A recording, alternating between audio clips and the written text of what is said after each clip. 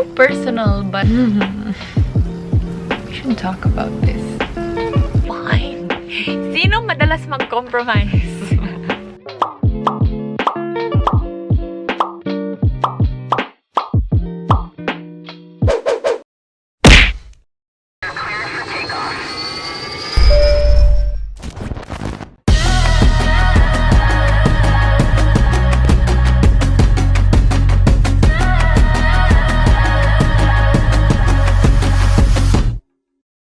Hi guys! What's up and welcome back to my YouTube channel. So today we're going to do a Q&A part 2. Another thing na exciting na mangyayari today is merong kaming pag-giveaway sponsored by Shortcuts Apparel. 4 lucky winners will win. So itong suot naming hoodie, pwede na nyo rin mapalanunan na ganito ring design. Meron din silang binigay na crop top. Sabihin namin yung mechanics at the end of the video. So, make sure na you'll stay with us until the end. Same mechanics sa Q&A part 1 na isa sa amin magsusuot ng noise cancellation AirPods para hindi makarinig sa question at hindi ma-influence ang answer sa sagot ng isa. So, kung di nyo pa napanood yung Q&A part 1, I'll put it here or here. Okay? So, ang tradition, sino mauna? Topic. How do you respond when asked, sinong lalaki sa inyo? Well, sa loob-looban, naisip ko talaga, we don't conform to heteronormative standards. That's exactly why we are not straight people. So, walang babae, walang lalaki. Pero, mas iisipin siguro nila na siya yung lalaki kasi siya yung piloto. Sa setup namin, equal yung roles eh. Like, what's expected of each other. Siguro si Chezka lang, androgynous yung fashion niya. So, she can look like a guy and a girl at the same time.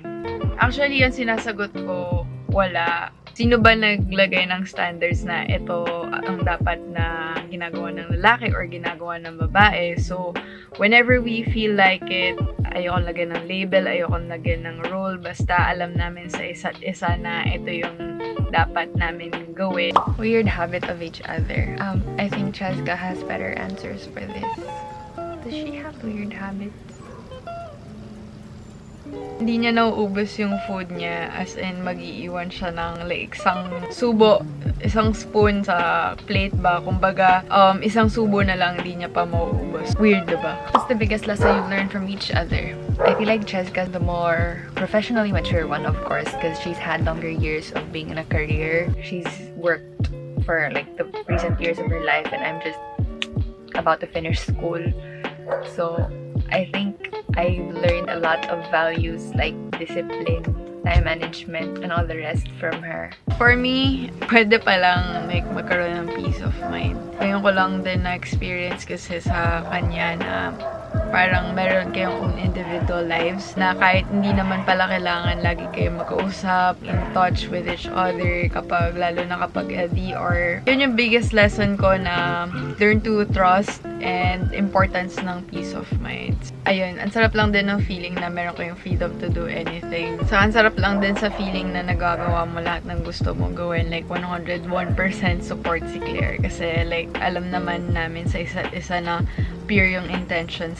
How do you know when you search for a girlfriend if that girl has the same sexual orientation as you? There's this thing called gaydar. It's a gay radar, and I don't think every gay person has that. I feel like I do. Or I don't sometimes. Like, I mean, I would know if someone is gay. Sometimes I'm wrong too. I don't know, like, if it's polite to ask. But, you know, as long as, you know, you're asking in an appropriate manner. Actually, hindi ako yung right person to ask kasi wala akong gay radar. So, hindi ko talaga, like, nasa sense na gay yung isang tao. Unless, sabihin nila or babanggitin ng friends nila na gay sila or nagkaroon na ng girlfriend yung crush ko. In a relationship, if you're tired and bored, should you stop? No, like, I guess the problem of people not making their relationships last is they keep on looking for that spark. But reality is, if you love someone or if you're committed to someone, you will choose to be with them in good times and in bad times and even in boring times. Like, it's not always fun and games. There are days that you just want to chill.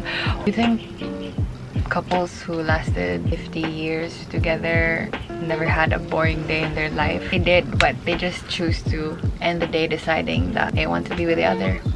For me, if love mo talaga yung tao, of course, you'll make it work. Like, maghahanap kayo ng mga ways para, like, hindi na maging boring yung relationship nyo. Magta-try kayo ng mga new activities, go to different destination para mag-explore, para ron ulit ng spark yung relationship. It gets boring sometimes, but it doesn't mean na you have to stop. And different story na when you're tired. Kasi pag tired ka na, sobrang daming reasons na talaga para, like, ma-stop na yung relationship. Kahit gano'n mo pa ka-love yung person, gagawin mo talaga eh. Lalo na if, physically, mentally tired ka. Pero iba yung feeling kapag yung soul na yung tired. A song that reminds you of Ate Clare, so I think for me, I think she'll answer Ocean Eyes for this. But a song that reminds me of Chezka, well, actually a lot. Like, my taste in music, like, expanded. I've listened to more genres because of her. Like, she's introduced me to a lot of new music. Like, for the past 3 years, I feel like I've grown musically plus 10 because of her. To name some, by Cigarettes After Sex, Beach House, Han. Did you introduce me to Han? I love them so much. Ocean Eyes by Billie Eilish. For me kasi yung song na yun, every time na nagpe-play, parang nagpe-play back rin talaga lahat ng mga fun memories ko with her nung nasa Cebu kami.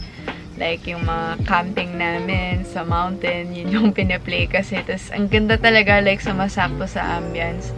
And yung time na nag-sleep kami sa tent, sa beach, look up kami sa skies, tapos play na yun, like, wow, ang ganda, ang ganda. Do you always celebrate monthsaries, stuff like that, or nah? We don't celebrate monthsaries. We celebrate our anniversary. We weren't really consistent about that, but last time I think we did. Why count the months when you can count the years? We don't. We really don't. Kasi for us, we actually celebrate our relationship, our love, every single day naman. So, nothing really special about monthsaries. We go out from time to time, pero it's not really a big deal. We usually celebrate it on random days. Mga ganun, mga surprise trip, dinner, random trip. We appreciate random and surprises. Who says sorry first after a fight? Me. And I guarantee she'll say the same. Well, depends whose fault it is, but most of the time it's my fault. Ma-pride ako eh. Pero I make sure naman na pag nag-sorry na siya, kailangan din of course ma-acknowledge ko yung mistake ko. Siya yung taong kilala ko na hindi talaga ma-pride. So, kahit hindi niya kasalanan pa rin niya. And that's something na hindi ko dapat tinitake advantage. Do you see yourselves waking up in the morning, seeing each other's faces for the rest of your life? Frankly, for the past few days, weeks, months, years, I've been waking up seeing his face.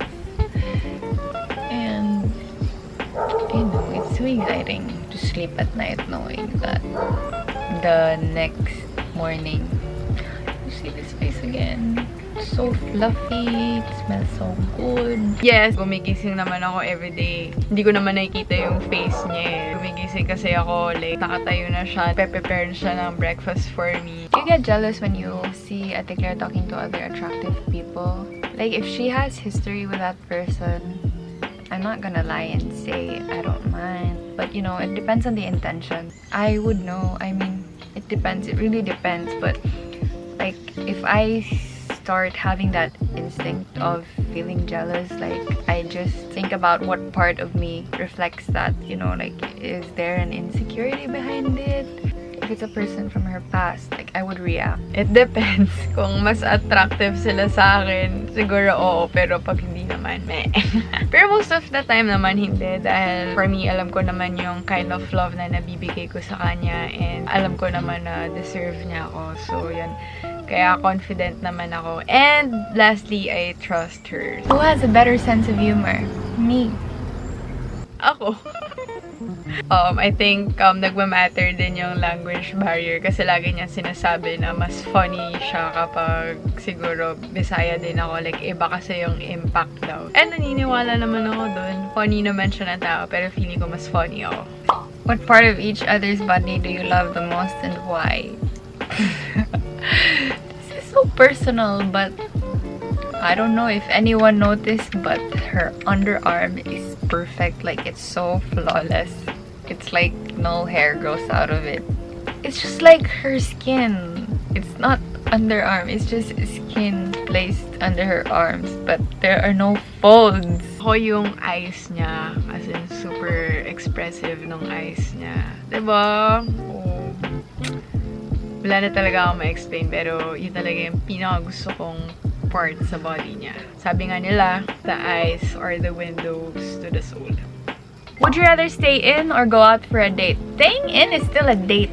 Depends on the occasion, but like stay in most of the time, because you know, if you like, for Chezka and I, we've experienced living together for a long span of time. Dates occasionally, staying in can be just as fun as well. No, stay in person ako eh, pero may times din naman na nag-go out talaga kami for a date. Pero regardless naman, stay in or go out, considered pa rin naman yun as a date. Napping is a date. Having dinner prepared by Clare is a date. Having wine in the middle of the night is a date. So, yun, everything that we do naman mostly is a date. Anyway, just like if you get the same issue over and over again, like the same negative comment, you just become bulletproof. Like, with the number of comments I've seen saying I'm arte, I know that was just a portrayal and I'm not really like that, and I didn't receive any of it in my own vlog later on when I've already like gotten the hang of vlogging. So if it's something I don't have control over, then I have to let it go. It's part of being me. Actually, marami-rami na rin talagang mga hate or mean comments about us being LGBT, like sayang, ganyan, magbasa ng Bible and everything. Pero, for me naman, expected naman namin na yun eh. Like, di naman namin mapiplease yung lahat ng tao. As long as accepted kami ng family namin, it's more than enough. There are a lot of people who are supporting us. Hi kayo dyan sa lahat ng mga nagsusupport sa amin. Are you both lesbians or bisexual? I feel like I want to make more in-depth content about sexual orientation, gender identity, expression. And if you guys want that, just let us know in the comments so we can line that up in our next content coming up. Most of the time, I identify as bisexual. I like to identify as queer. I just say I'm gay. I'm not lesbian. I'm just sure that I'm not lesbian. Ayoko sa lahat talaga like nilalagyan ng label eh. What if today nag-decide ako maging lesbian? What if the following day bisexual ako? What if feel ko ngayon boy ako or girl? Feel ko gender fluid ako. My soul has no gender.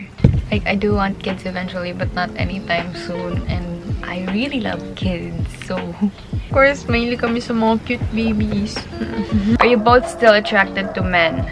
If you say attraction, I think it never really goes away. Like, part of our sexuality, part of my sexuality, I think I'm bisexual. I don't know, to hell with labels, but yeah, I do get attracted to men. Like, I can identify if that man is my type physically, but of course, like, it's not in a way that I wouldn't be hurt if it's the same for Chezka. I mean, I'm still even attracted to women, but I think it's normal. It's part of human nature to have an attraction, but you know, building a relationship out of it or acting on your attraction is a different story. Oo, pero na-attract ako sa men, not romantically. Parang feeling ko na-attract lang ako in a way na if naging lalaki ako, gusto ko ganun ako magiging like katulad niya if meron man someone.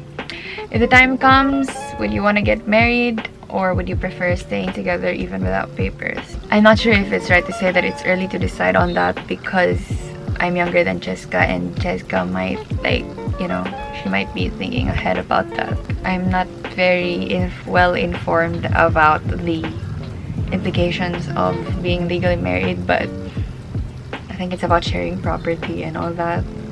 We shouldn't talk about this. Right now, di pa talaga, like, naisip, pero not too soon, as in, go with the flow lang talaga. Binibase naman namin yung decisions namin sa everyday lives namin. As long as same page kami na at the end of the day, pipiliin namin yung isa't isa. Right now, we're all about career. Mas na-appreciate ko if kami together even without papers. Parang for me, mas genuine yung love kasi at least may choice siya kung stay siya sa relationship or not. Kasi ayokong maging reason na nagsistay na lang siya dahil like legally or dahil sa papers. Gusto ko magsistay siya dahil love niya ako. What can you advise to those in a relationship but are not open to their families? You can't let your family accept it overnight with how our society is shaped. Hindi naman ganun kadali, especially like here, we're very conservative as Filipinos, knowing from our colonial roots. Also with our religion, with Roman Catholicism and Christianity being against it. I feel like this is a very sensitive topic to touch, but all I can say is just don't rush it. Think about it and the conversation can happen slowly naman. I really can't tell because I don't have a super struggling coming out story, but I wish she has a better answer. For me, ang advice ko is i-feel nyo lang kung kailan kayo ready. Basta as a daughter or son, for me, kailangan mo lang gawin muna yung responsibilities mo until makagraduate ka para at least meron kang nasabi sa parents mo na may na-prove ka sa sarili mo. So, binanggit ko rin yan sa coming out story ko with my mom. So, yun. Watch na lang kayo dyan. Dito ba dito? As long as you're happy and wala kang sinasaktan or tinatapakan na tao, you're doing it right. Whether they like it or not, yung parents mo, I'm sure tatanggapin ka nila kasi like, anak ka nila eh. So, tapos na kami sa Q&A part 2 namin. And kung meron pa kayong questions about us, please let us know in the comment section. We might do a part 3. Pero siguro with the challenge na. As mentioned kanina, if nag-stay kayo until the end of this video, sasabihin namin kung ano yung mechanics para manalo kayo ng hoodies from Shortcuts Apparel. So, number 1, comfy. Yes. As in, I like it nga eh. Pati yung ano niya, yung I think I'm gonna wear this more often. Yes. Maganda siya. Trendy. And isa pa, unisex siya. So, yun. Even guys can wear it too. So, number 1, subscribe to my YouTube channel. And kung may time kayo, subscribe na rin kayo kay Claire. And number 2, follow Shortcuts Apparel on Instagram. So, lalagay natin dito. And number 3, like and comment on Shortcuts Apparel recent photos. And lastly, number 4, comment your full name and Instagram username in this video. Stand by for the announcements sa Instagram story ko or Instagram post or story ng Shortcuts Apparel and sa community page ko here sa YouTube channel. So, that's about it, guys. Thank you so much for watching our video. Sana nag-enjoy kayo. Bye, guys! Magdi-dinner na kami! Lapit tayo!